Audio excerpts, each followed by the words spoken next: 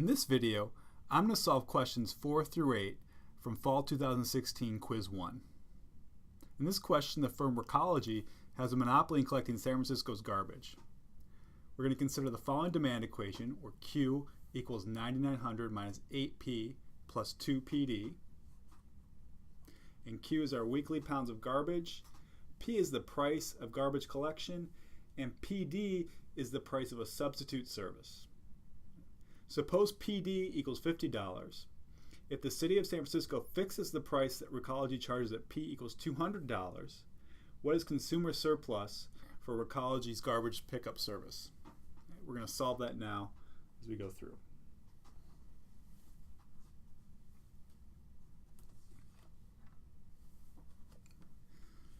So to start, we need to go with our demand equation. Q equals 9,900 minus 8P plus 2PD. Now we're given that PD equals $50 and P equals $200. We can just plug these into our demand equation to find Q at these levels. So Q equals 9,900 minus 8 times 200 plus 2 times 50, and that's going to work out to 9,900 minus 1,600 plus 100 is equal to 8,400. Now the question asks us for what consumer surplus is at these quantities and prices. So let's solve for that. I like to draw the picture. Not necessary you do this, but it helps me. Now the points that are going to be important here, one, we know that price is 200. So let's price 200. And here we solve for, at the price of 200, quantity is going to be 8,400. So what we're missing now is this point up here. Because then we'll have everything else we need. We'll know that consumer surplus is equal to 1/2 times 8,400, which is the base, times this amount minus 200. So to find this x, we're going to go to the inverse demand curve, which we haven't solved for yet. So let's go ahead and do that. Right. If we know that Q is equal to 10,000 minus 8P, then P is equal to 10,000 divided by 8 minus 1 over 8Q. 10,000 over 8 is 1,250. That's our inverse demand now. So we plug in 0 for Q. 1,250 minus 1/8 times 0. Right, then we're left with 1,250. That's going to go up here. That's our choke price. That's what X is. So consumer surplus is equal to 1/2 times 8,400 times 1,250 minus 200. That's 1/2 8,400 times 1050. And we have that number is $4,410,000. Remember what consumer surplus is. It's the area of this triangle. That's the demand curve above the price line. That's how much consumers are willing to pay right here. What they have to pay, that area, is how much better off they are from the transaction. That's their consumer surplus. That's number 4, answer to number 4. Let's go back now and look at question 5. See what we have to solve for that. Same basic setup. Now we want to know the own price elasticity of demand for residential curbside collection based on those numbers.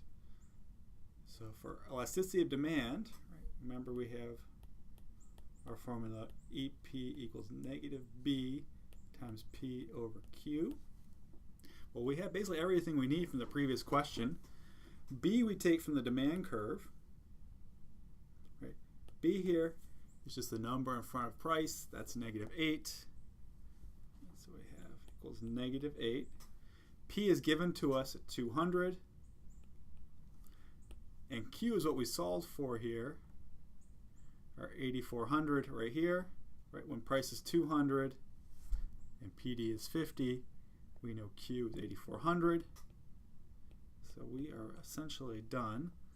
Let's simplify this a little bit. So we have -1,600 over 8,400. Kill some zeros, divide everything by 4. We have -4 over 21. That's our measure of elasticity. That's number 5. Let's see number 6 now. Number 6. So everything is before. If Recology's goal is to maximize profits, should it lobby the city of San Francisco to raise or lower the collection price from 200? Can we answer this question without knowing anything about marginal cost? Okay. So here's the logic for number 6. We found that at these prices and quantities, elasticity is -4 over 21. That's less than 1 in absolute value. So we know that at this point, elasticity, right, less than 1 absolute value, that means it's inelastic. So what happens when we're at a price that's inelastic? Let's go to our revenue curve. We did this in class 2. Revenue, we have quantity here. I'm not drawing specifically for the demand curve that we have in this question, but this is just in general. We can do this. Let's put it right down the middle. This half is the inelastic part of the revenue curve. And say we're here, right? This is anything that's less than 1 in absolute value. Say we're here, right? Which means we're at this quantity. Say this is 8,400. What should Recology do? Does it want to increase its price or decrease its price when it's at this point in the revenue curve? Well, the logic is pretty straightforward. When we're at the inelastic part of the curve, and we're here, if we increase price, price goes up. What happens to quantity? Well, we have a downward sloping demand curve, so that always falls. Right? Quantity is always going to fall. But when we're in the inelastic part of the curve and quantity falls, what happens to revenue? Well, in this case, right, revenue is going to go up. Right? Revenue up. What happens to costs? Well, when you make less of something, your costs go down. Just a fact of life. So if costs have gone down and revenue's gone up, what's happened to profits? Profits must go up. Revenue up, cost down, profit up. That's all because we're on the inelastic part of the curve, meaning marginal revenue is less than 0 at this point. We want to lobby to increase prices. That's number 6. Flying through these here. Let's go to number 7. Okay. Suppose now that marginal cost is $30. What's the profit maximizing price for Recology? This is just our standard monopoly pricing question. For this, we're going to need the inverse demand curve, which we solved in the first part of this.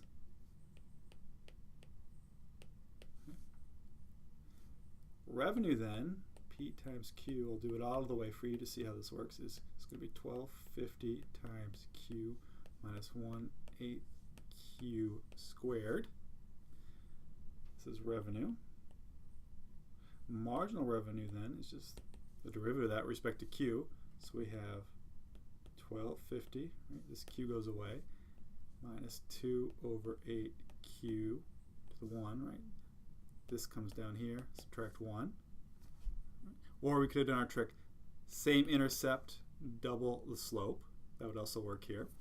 So now marginal revenue is 1250 minus 1 over 4Q.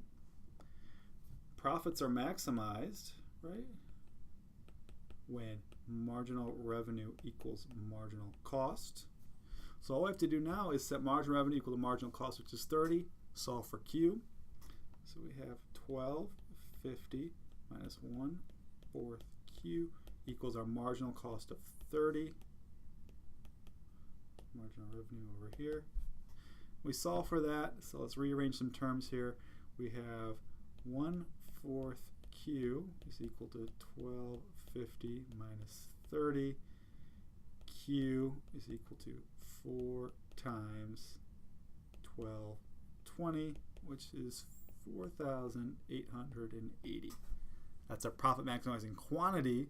The question asked us for price, so we're going to put this back into our inverse demand curve here. So price is equal to 1250 minus 4880 over 8. That's going to be, what, 610? So we have 1250 minus 610 equals 640. Now, since we've already done this hard work, let's go ahead and find out what profits would be when we're maximizing profits. So profits now are just going to be price minus marginal cost times quantity. No fixed costs in this question, so we'll just ignore them. And we have what we need here. So we have price is 640, marginal cost is 30, quantity was 4880. We have 610 times 4880. That's going to be some big ugly number. Let's go ahead and call it 2,976,800. Use your calculators on that one. Okay. You'll see why we solve for this. When we go to the very last question here, number 8. It's a little bit of a setup here. Instead of letting Recology set its own price, the city of San Francisco considers imposing an environmental tax of $200 on the waste disposal site to raise more revenue. That increases the price of the substitute from 50 to 250. That was our PD. So we want to compare two scenarios now. What's better for Recology? A, with price of 200, PD of 250, or P set optimally with PD equals 50, what we just solved for. So all that's left to do is look at scenario A and see if they're better or worse off in that situation. So let's do that one last piece here. So this is scenario B. Let's look at scenario A, where we have P equals 200, PD now equals 250. And what are profits? Well, profits will be price minus marginal cost times quantity. We have our price of 200. We have our marginal cost of 30. We need to find Q. So let's go do that. Q is equal to 9,900 from the very beginning minus, what was it, 8 times 200. I think that's right. And then plus 2 times our new price of the substitute was 250. So we have 9,900 minus 1,600 plus 500. That is all equal to 8,800. So go back, we're going to plug that in up here, times 8,800. So we have profits in scenario A are 170 times 8,800. That is equal to 1,496,000. Okay. Not better, right? That's worse than 2.9 million. We want scenario B. And that is it for questions 4 through 8 on quiz 1. Check back next time and we'll do questions 9 through 10.